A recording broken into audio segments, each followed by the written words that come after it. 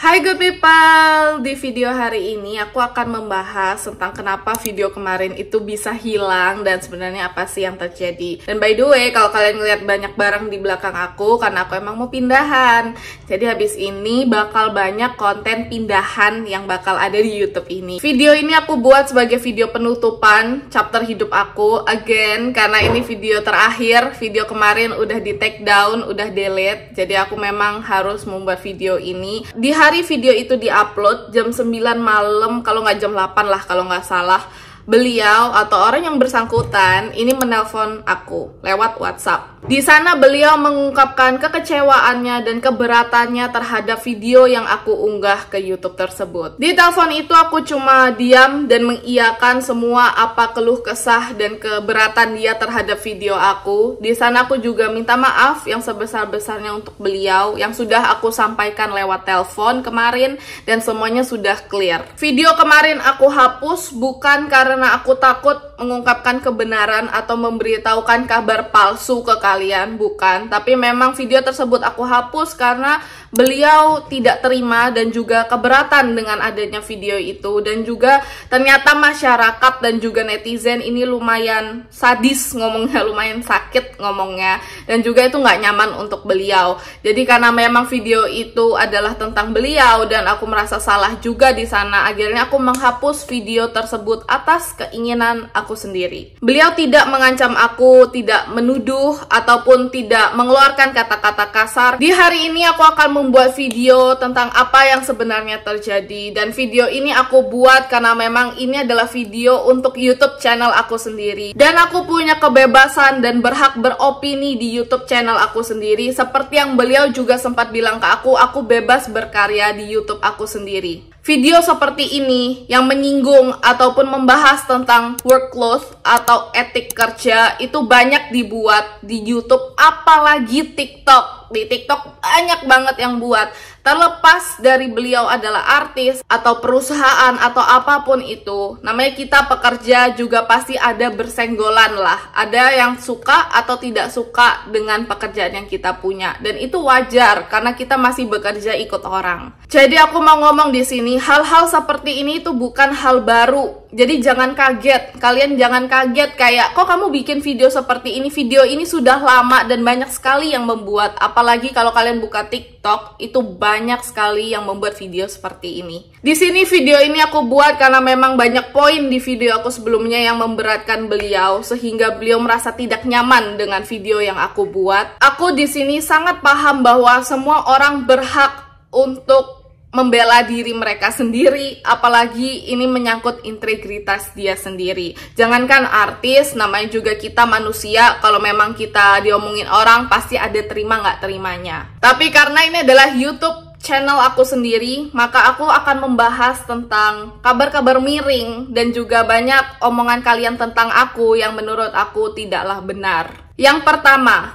video tersebut aku buat untuk panjat sosial atau dengan maksud menjatuhkan beliau. Jawabannya enggak ya teman-teman. Aku udah ada di YouTube itu 8 tahun lebih dan aku baru aktif untuk mengupload YouTube kembali 1 tahun belakangan ini. Jauh sebelum aku bekerja dengan beliau. Sebelum aku bekerja dengan beliau, aku sudah membuat nih video-video cerita-cerita storytelling dari pengalaman-pengalaman sahabat-sahabat di YouTube aku, dan juga aku bawakan cerita itu untuk dikonsumsi publik atas seizin mereka. Setelah video ini pun aku akan tetap berkarya di YouTube dan mengupload video-video rutin setiap minggunya. Side note aja, beliau memperlakukan aku dengan baik. Aku datang dan pergi dari pekerjaan itu dengan baik, tanpa tekanan dan tanpa paksaan sama sekali. Jadi mana tega gitu loh.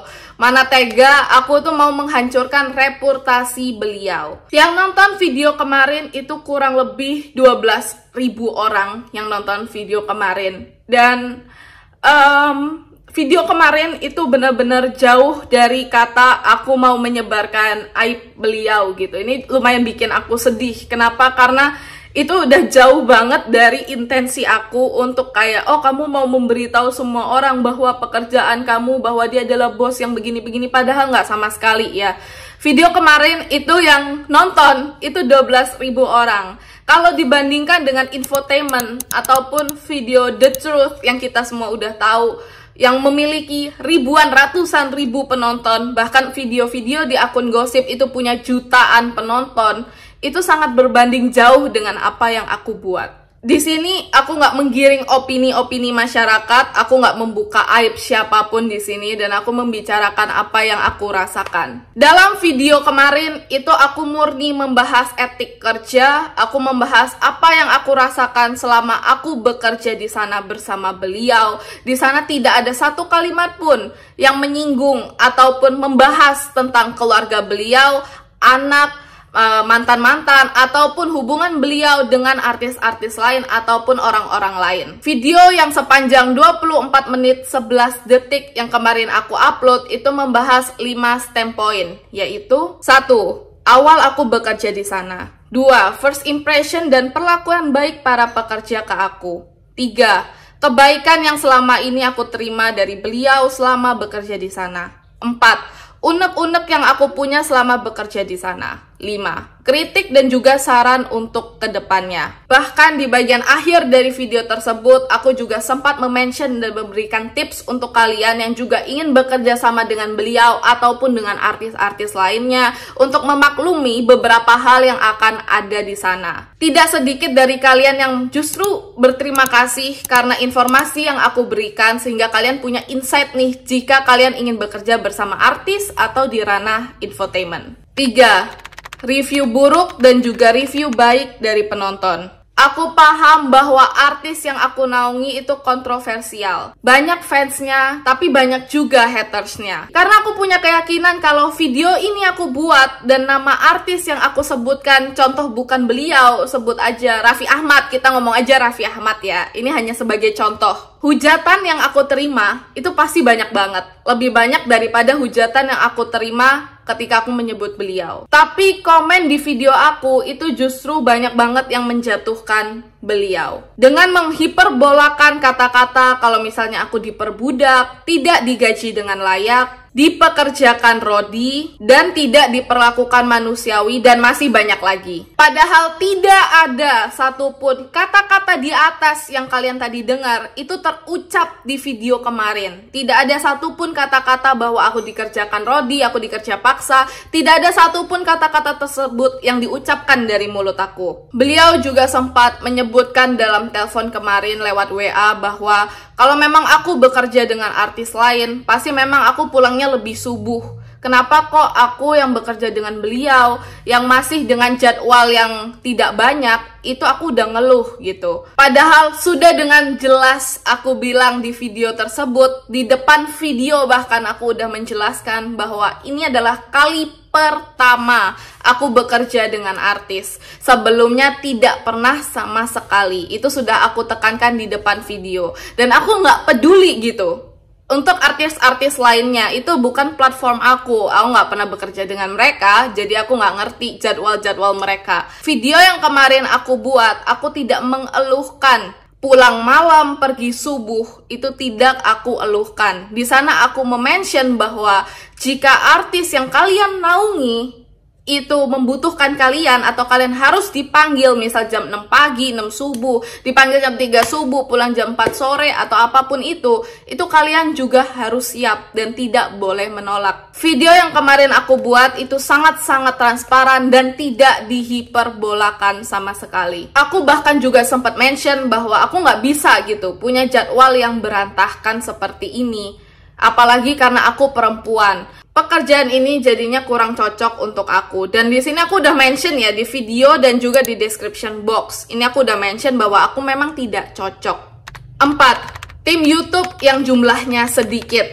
Aku juga sebelumnya sudah mention bahwa aku pikir tim artis YouTube itu gede isinya kayak 10 orang, 20 orang. Itu pemikiran aku. Dan pemikiran ini aku mention di video kemarin. Tapi ternyata memang ada yang memang isinya lebih compact dan lebih kecil. Tim YouTube yang kecil dan juga compact. juga ada. Itu sih keputusan beliau. Kalau memang merasa bahwa, oh aku nggak seneng punya banyak orang di rumah, aku pengen cuma punya 2 aja udah beres gitu. Itu udah keputusan beliau dan aku sangat menghargai itu. Di video kemarin aku bilang dan aku mention bahwa penghasilan YouTube beliau itu ratusan juta rupiah. Balik lagi ngomongin Raffi Ahmad ya, cuma ini aku ngomong aja hanya sebagai perbandingan. Raffi Ahmad itu sampai membuat production house yang memang khusus untuk di YouTube channelnya dia. Banyak infotainment dan juga artis-artis lain itu malah ranahnya itu ke YouTube gitu, karena melihat peluang yang sama. Oh ya, ini gede nih penghasilannya seperti itu.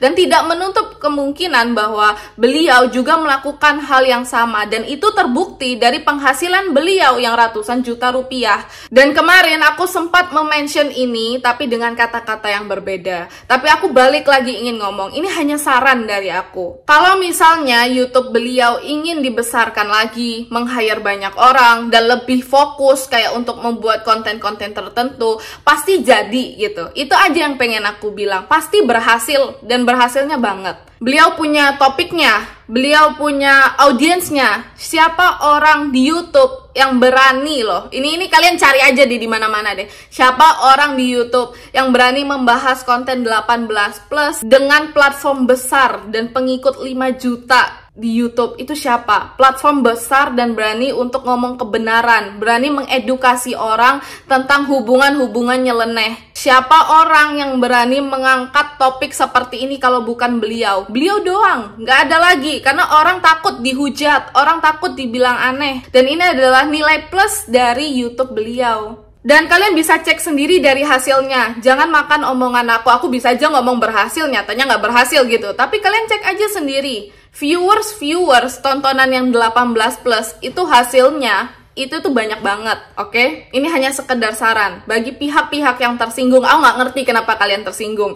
Ini tuh hanya saran dari aku. Saran yang baik dan tidak menjerumuskan. 5. Fokus ke masalah pekerjaan. Topik video aku kemarin itu murni membahas pekerjaan. Poin-poin yang aku sampaikan itu membahas pekerjaan, tidak membahas hubungan pribadi, urusan pribadi, apalagi urusan rumah tangga beliau, apalagi keluarga beliau. Kritik dan saran yang kemarin aku sampaikan itu adalah kritik dan saran yang membangun dari sudut pandang aku, warga negara yang bebas beropini. Seperti yang kemarin aku juga sempat mention bahwa aku itu pernah berkuliah di kampus International Business Management, sehingga aku berbicara seperti kemarin dan seperti yang sekarang itu aku memiliki knowledge dan aku memiliki pengetahuan di bidang bisnis. Aku bukan orang sotoy, sok tahu ingin menasehati orang, padahal aku tidak pernah mengalami ataupun bahkan aku nggak pernah tahu menau tentang itu. Dan memang dari video kemarin yang aku upload banyak sekali sudut pandang bisnis yang aku kritik. Sebenarnya kalau misalnya kalian mikir jahat banget sih kamu mau mengomentari hidup orang seperti itu, tapi kritik yang aku utarakan itu aku utarakan dengan saran yang membangun. Ujung-ujungnya semua ini itu supaya beliau makin kaya raya juga, supaya dia makin berhasil dan juga makin sukses dengan bisnis yang sudah ada. Aku nggak bakal ngomong ini dari segi beliau, tapi aku bakal ngomong ini transparan dari segi bisnis. Banyak hal yang aku maklumi sebenarnya bukan toleransi di dunia bisnis. Contoh, kemarin aku menyebutkan bahwa beliau ini memang backgroundnya artis dan bukan pengusaha. Padahal beliau sudah 4 tahun menekuni bisnis ini. Dan bisnis yang aku sebutkan, ini omsetnya miliaran rupiah per bulannya. Beliau sendiri juga banyak memberikan aku saran yang membangun, kritik yang membangun untuk kehidupan aku dan untuk aku ke depannya yang aku terapkan sampai detik ini dan aku bahkan inget sampai detik ini. Bahkan kalian sendiri, good people, kalian juga sering banget mengkritik aku di video-video aku kayak, "Kak, kalau misalnya kakak bikin video matanya ngeliat kamera dong. Aduh kak, kenapa sih kok backgroundnya jelek banget?" Kayak gitu. Aku punya 1001 alasan teman-teman untuk membahas semua itu. Aku punya 1001 alasan untuk mendefend diri aku, tapi aku tidak melakukan itu karena sadar diri bahwa aku adalah konten kreator dan kalian adalah bos aku. Penonton itu adalah raja dan kasarannya itu aku bekerja untuk penonton. Jadi aku harus bisa beradaptasi di sini. 6. Privilege yang aku dapat. Nggak sedikit dari kalian yang mengomentari seperti ini. Ih, nggak tahu diri. udah tahu dikasih privilege enak ini itu, masih aja menjelek-jelekan beliau dan juga mau panjat sosial. Semua fasilitas yang aku dapat selama bekerja tidak lupa aku mention di video kemarin. Video kemarin selama 9 menit itu aku membahas tentang kebaikan-kebaikan dan privilege-privilege yang aku dapatkan selama aku bekerja bersama beliau. Dan aku sangat bersyukur mendapatkan privilege seperti itu. Kalian bisa lihat sendiri video aku di Instagram. Di situ aku benar-benar membahas, ya kan, betapa bersyukurnya aku bekerja di sana dan mendapatkan privilege seperti tidur di hotel bintang 5, makan di restoran enak, jalan kanan kiri, gratis jalan-jalannya. Itu semua udah aku mention bahkan. Balik lagi, aku mau membahas panjat sosial. Coba cek video-video lama aku, mau di YouTube maupun di Instagram. Dari awal, bahkan jauh sebelum aku bekerja dengan Kak Niki, aku itu sudah membuat konten atau bisa dibilang konten kreator. Aku bukan orang yang tiba-tiba datang ke YouTube, bikin 1 atau 2 video tentang beliau, lalu pergi dan menghilang gitu.